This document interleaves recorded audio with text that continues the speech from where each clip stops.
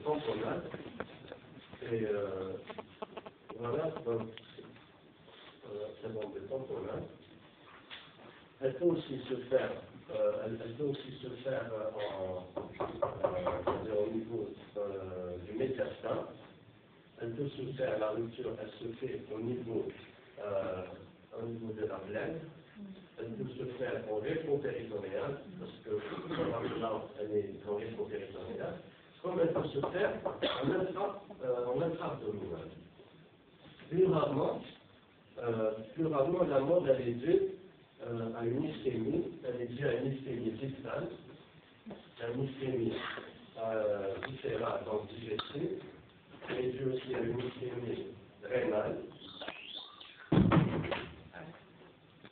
et elle est due aussi dans une ischémie, on a dit, distale, rénale, et parfois elle est due à une insuffisance coronarienne par rupture des artères coronaires.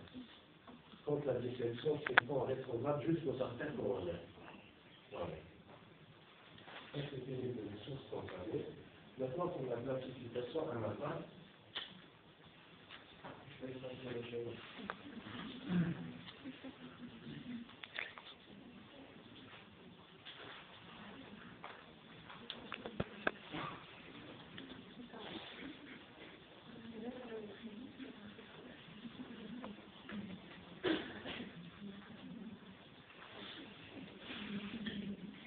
Donc, pour la classification anatomique-pathologique, il existe trois classifications. Voilà. La première classification, c'est la classification de Debré.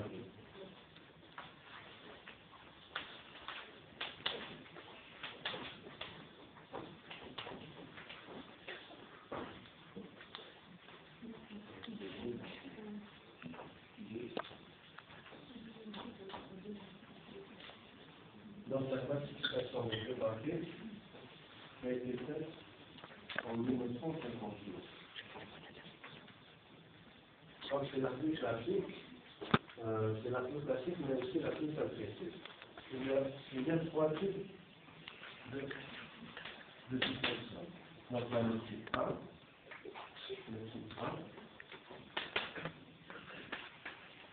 le type 2, le type 1 du Debré, le type 2 du Debré et le type 3.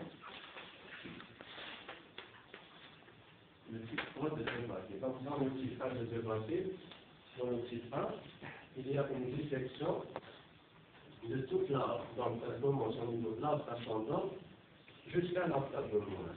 Donc c'est une dissection, donc une dissection de toute l'arbre. Donc elle commence de l'arbre ascendant, touche l'arbre horizontal, l'arbre thoracique descendant et même l'arbre abdominal. Et le type 2, le Debré, elle touche uniquement l'arbre ascendant. Donc, c'est une dissection de l'arbre